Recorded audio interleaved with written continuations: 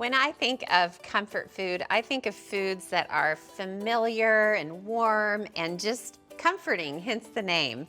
I thought it'd be fun to show you some spins on some of my favorite classic comfort food dishes. And I'm gonna start with Tex-Mex chicken fried steak.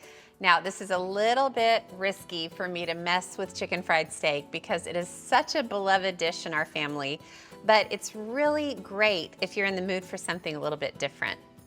I started with the steaks themselves, and I had 4 ribeye steaks. I covered them with plastic wrap and pounded them really thin, and then I seasoned them with salt and pepper.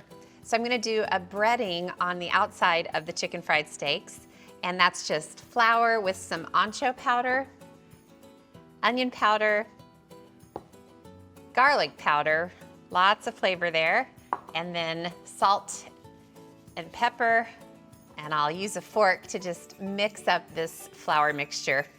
I say it's risky to mess with chicken fried steak because chicken fried steak is a religion in Oklahoma, I'm telling you. But this is so, so good, and it still tastes like chicken fried steak. All right, that's the flour mixture for the breading. Now I have another dish with beaten egg, and I'm just gonna add milk. So it's just a simple egg mixture, and whisk those together.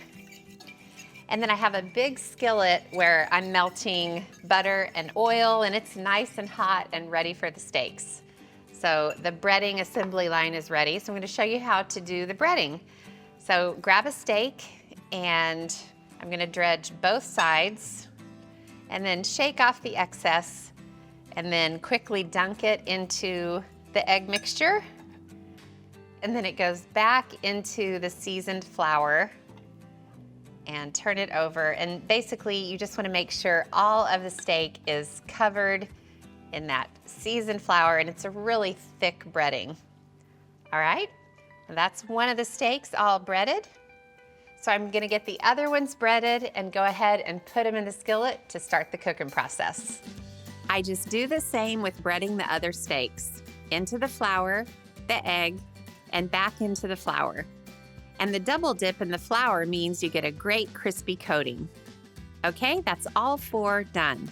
Now I'll put them in hot olive oil and butter and cook them for about 2 minutes on side 1, flip them over, give them another 2 minutes on the other side so they're medium rare, then take them out to rest. Don't those steaks just look incredible? Wow. So this skillet is so hot and so full of flavor. I'm actually going to cook some peppers that are gonna go on top of the chicken fried steak. This is definitely not traditional with chicken fried steak. So I have a mixture of mini peppers that I sliced, poblano peppers that are sliced thin, and then I also sliced up a serrano pepper just to give the whole thing a little bit of heat because the poblanos and the sweet peppers are pretty mild. Okay, I just need to cook these peppers until they're nice and soft. It's just gonna take a couple of minutes. Okay, look at these peppers. Oh, so much color. They've really gotten nice and brown on the edges. So I'm gonna take them out before I make the gravy for the chicken fried steak.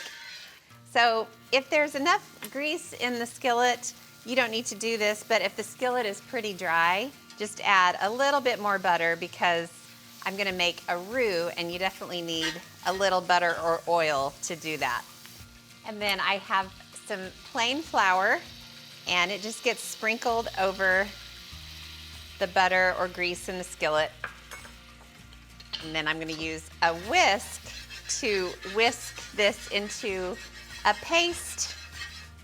And then I need to cook this roux until it turns pretty golden brown.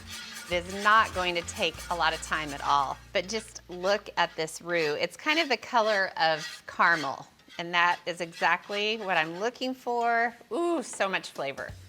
So now the milk comes in, and I'm gonna whisk while I pour in the milk.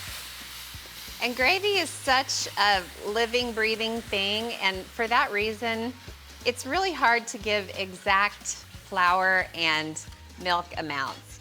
You want to add enough milk that you know, it kind of thins out the amount of flour you added. If it gets too thick, you can splash in a little more milk. But that's what I love about gravy. It's just so kind of organic and definitely personal. All right, I'm gonna season the gravy with a little ancho chili powder as well, just because I'm a rebel. I like to live on the edge. And of course, you wanna add salt and pepper to the gravy, and you can taste and always add a little bit more later. So for this stage, I just need to let the gravy heat up and bubble, and that's gonna help it thicken. That'll just take a few minutes. All right, the gravy is done. I turned off the heat, so serving it is really fun. I'm gonna do a very elegant bed of gravy. So kind of smear it around. And then I'll grab one of the pieces of steak and I'm gonna take more gravy and put it on top, just because I want to. But I want plenty of that beautiful steak showing too, so I'm not totally covering it up. And then I'll bring these peppers over and I'll just spear a few with my fork and just scatter them over the top. So beautiful. Now I'm also gonna serve with biscuits because that's just a natural accompaniment for the chicken fried steak. You can make your own. These are my favorite biscuits. You can even use store-bought if you want to.